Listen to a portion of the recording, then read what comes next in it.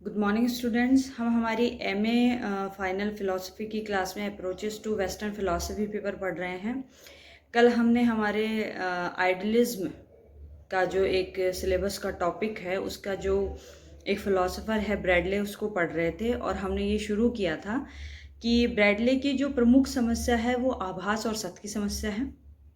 और आभास और सत्य की समस्या पर अपने विचार देने से पहले ब्रैडले ये देखना चाह रहा है कि आभास और सत्य की समस्या पर पहले जो वेस्टर्न फिलॉसफी है या वेस्टर्न फिलॉसफी की हिस्ट्री में उस पर क्या बात कही गई है।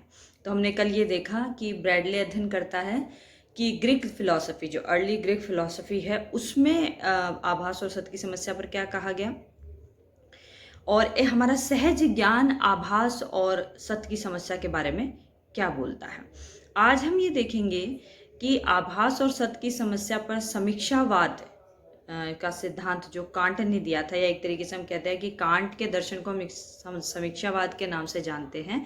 कांट ने आभास और सत्य की समस्या को किस तरह समझा और अपनी तरफ से उसका क्या कोई समाधान प्रस्तुत किया। तो हम अगर बहुत सार में कांट के दर्शन को समझने की कोशिश करें तो हम ये देखेंगे कि कांट ये कहता है कि एक होता है दृश्य जगत, जिसे संवर्ती जगत भी कहते हैं, और एक होती है अपने में जगत या अपने में वस्तु, जिसे परमार्थ भी कहते हैं। तो जो अपने में वस्तु होती है, कांट के अनुसार हम उसे कभी नहीं जान सकते, क्योंकि जानने की जो प्रक्रिया है, इस जानने की प्रक्रिया में जो अपने में वस्तु है, जो परमार्थ है, वो बदल जाता है। ठीक है। और कैसे बदलता है? अपने में वस्तु ज्ञान की प्रक्रिया के माध्यम से। हमने जाना था कि ज्ञान की प्रक्रिया में क्या होती है, एक बाह्य जगत से मिलने वाली सामग्री होती है और एक मन की कोटियां होती है। जैसे हमने कैटेगरीज ऑफ अंडरस्टैंडिंग, जो कांट जो शब्द काम में लेता है, जो कांट ने जो शब्द जर्मनी में काम में लिया, उसका इंग्लिश ट्रांसलेशन है कैटेगरीज ऑफ अंडरस्टैंडिंग। तो वो ये कहता है कि कैटेगरीज ऑफ अंडरस्टैंडिंग के थ्रू जो न्यूमिना है, जो अपने में वस्तु है, जो प्रमार्थ है, वो इनके माध्यम से बदल जाता है। उसके बाद दिक्काल भी एक, हम ये कह सकते हैं कि द्वार ही मान लो कि कोई बाह्य जगत है जिससे हमें कोई प्रत्यक्ष हुआ, वो प्रत्यक्ष या कोई सामग्री मिली, वो दिक्काल के द्वार से निकलती है, अंडरस्टैंडिंग ऑफ कैटेगरीज के द्वार से निकलती है, उसके बाद हमको समझ में आती है। ठीक है। तो जो अपने में वस्तु है वो अपने ओरिजिनल फॉर्म में जैसी वो है उस रूप में वो हमको नजर नहीं आती, पहली बात। तो हमको जो नजर आता है वो क्या होता है? वो संवर्ती जगत होता है, वो दृश्य जगत होता है, वो वास्तविक नहीं होता। मतलब उस तरीके से वास्तविक नहीं होता जिस तरीके से अपने में जगत वास्तविक होता है, या जो न्यूमिना जिस तरीके से होता है, या जो परमार्थ जिस तरीके से वास्तविक है, उस तरीके से हमें जो ज्ञान होता है, हमें जो प्रत्यक्ष होता है, हमें जो बोध होता है, वो उतना वास्तविक नहीं होता। तो हमें जिसका बोध होता है वो क्या होता है? वो दृश्य जगत होता है, वो संवर्ती जगत होता है। ठीक है। तो इस दृश्य जगत और संवृत्ति जगत का जब हम कहें कि हमें बोध होता है तो ये उतना वास्तविक नहीं है, तो हम क्या इसे आभास कह दें, हम इसे प्रतीति कह दें? तो कांट ये कहता है कि हम इसे आभास तो कहेंगे। क्यों? क्योंकि अगर हम इसकी परमार्थ से तुलना करें, अपने में वस्तु से तुलना करें, तो उस संदर्भ में तो ये आभास है, लेकिन ये ऐसा आभास है जिसका बोध सबको एक समान होता है। तो ये उस तरीके से आभास भी नहीं है जैसे हमें रस्सी में सांप दिखाई देता है, या हम ये कहें कि दूर से हमें रेल की पटरियां मिलती हुई दिखाई देती है, ये वैसा भ्रम भी नहीं है। क्योंकि वैसा भ्रम या वैसा आभास क्या होता है? अगले ही क्षण उसका हम कहते हैं कि तिरोधान हो जाता है, या अगले ही क्षण वो समाप्त हो जाता है। लेकिन ये जो जगत है ये हमको दिखाई देता है, तो हम ये मान लीजिए बचपन से अब तक हम अगर इसको देख रहे हैं तो इसका तिरोधान तो नहीं होता।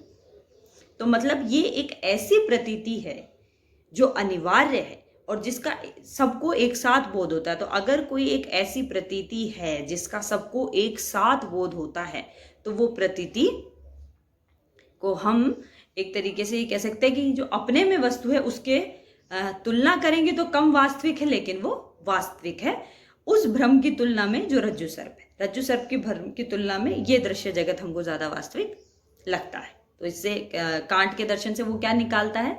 कांट के दर्शन से वो जो बात निकालता है वो ये है कि जो हमें दिखाई देता है वो पूरी तरीके से आभास नहीं होता, या हम कह सकते हैं कि दृश्य जगत को हम पूरी तरीके से आभास नहीं कह सकते।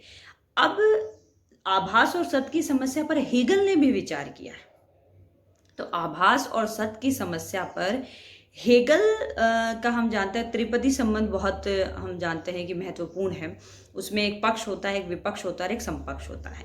पक्ष कोई वाद या विचार प्रस्तुत करता है, विपक्ष उससे विपरीत बात कहता है, समपक्ष में उन दोनों की कमियों को दूर किया जाता है, उन दोनों के जो विरोध हैं उसको कम किया जाता है और समपक्ष में उनका समन्वय किया जाता है। तो यही बात जो है ब्रैडले हेगल से ग्रहण करते हैं कि जो सत्य और आभास हैं वो एक दूसरे के एकदम विरोधी नहीं है।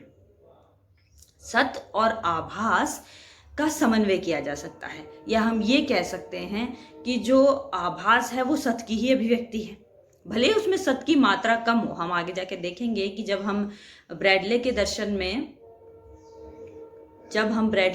में सत्य के स्वरूप को पढ़ेंगे तो हम ये देखेंगे कि वहां पे सत्य की मात्रा नामक भी एक विचार आता है, तो एक टॉपिक है, उस पर भी हम बात करेंगे। तो हमें कुल मिलाकर लब्बो-लुआब ये समझ में आया कि हेगल से उसने ये उठाया कि आभास और सत्य में विरोध नहीं है। तो ये हमने देखा कि ब्रैडले ने अपने से पहले के पश्चिमी दर्शन का जब अध्ययन किया तो ये देखा कि आभास और सत्य की समस्या में से क्या क्या है ऐसा जो मैं ग्रहण कर सकता हूँ, और क्या क्या ऐसा है जिसमें मुझे कमियां दिखाई देती है, तार्किक असंगति दिखाई देती है, जिसको मैं छोड़ सकता हूँ।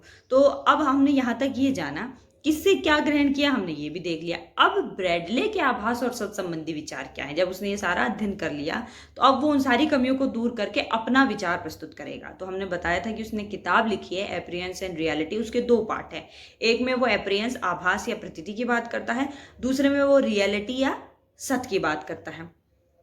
ठीक है, तो दोनों में अलग अलग तरीके से, आभास पे बात करेगा तो पूरे आभास की बात करेगा, सत्य पे बात करेगा तो आभास से सत्य की तरफ जो गमन है उसकी बात करेगा। तो अब हम नेक्स्ट क्लास में ब्रैडले के आभास संबंधी विचारों को जानेंगे। थैंक्स।